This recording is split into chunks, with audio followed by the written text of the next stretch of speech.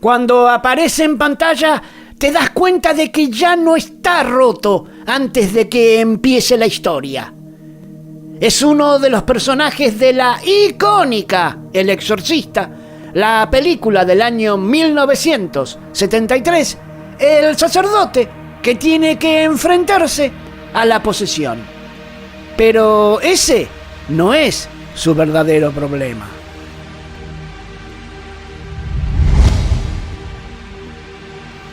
Cuando lo conocemos, no está atravesando una crisis en desarrollo, sino viviendo las consecuencias de algo que viene arrastrando desde antes.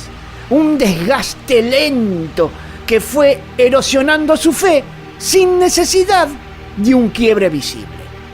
Su formación como psiquiatra lo empuja a racionalizar todo, a buscar explicaciones donde tal vez no las hay, pero en lugar de acercarlo a una respuesta, lo deja cada vez más vacío. Y en el centro de todo esto aparece su madre, no como un recuerdo afectuoso, sino como una carga constante, como la sensación de haber fallado en algo que ya no puede reparar. No es amor lo que persigue, es culpa, y esa culpa es el verdadero punto de partida del personaje. Para entenderlo, hay que mirar lo que arrastra, porque su conflicto no empieza con la posesión de Regan, sino mucho antes, en ese espacio íntimo donde la fe deja de ser un sostén y se convierte en una duda permanente. Desde ese lugar es donde la historia empieza a tomar forma, porque si bien la niña es el campo de batalla visible, el recorrido emocional le pertenece a él. Estamos viendo a un hombre que llega tarde a su propia fe o que directamente llega sin herramientas, y eso redefine todo. El demonio no se enfrenta a alguien fuerte, no tiene que derribar una estructura sólida, se encuentra con alguien que ya viene quebrado, y en ese estado no necesita destruirlo, sino apenas empujarlo un poco más para que termine de caer. Para entender la densidad emocional de este personaje, hay que entender al actor que lo interpretó, Jason Miller. Él no venía del cine tradicional, sino del teatro, y eso se nota. Su Carras no se apoya en gestos exagerados, sino en una contención constante, una incomodidad que se filtra en cada silencio. A diferencia del padre Merrin, que representa una fe sólida y casi inquebrantable, Carras es la fragilidad humana. Es un hombre que no está preparado para lo que enfrenta, y es precisamente esa falta de armadura lo que lo hace tan real. Ese detalle es lo que lo vuelve el blanco perfecto para el demonio más adelante. Hay momentos que revelan su verdad sin decir una palabra, y la película no necesita subrayarlo, lo muestra.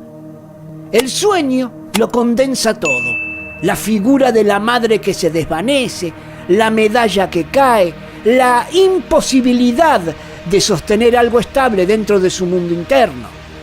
Después aparece el entorno clínico, el asilo, que representa la frialdad de la lógica, una lógica que debería darle respuestas, pero que termina fallando en el momento más importante.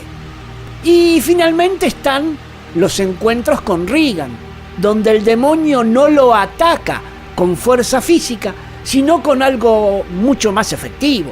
Lo enfrenta a sus propias dudas, a su culpa, a todo lo que ya estaba dentro suyo. Pazuzu no necesita quebrarlo, solo exponerlo. Y en cada uno de esos encuentros, Carras no se fortalece, sino que se desgasta un poco más. Todo este desgaste no es casual, es lo que lo empuja directamente hacia el final. Carras es el espacio donde la lucha entre el bien y el mal adquiere dimensión humana.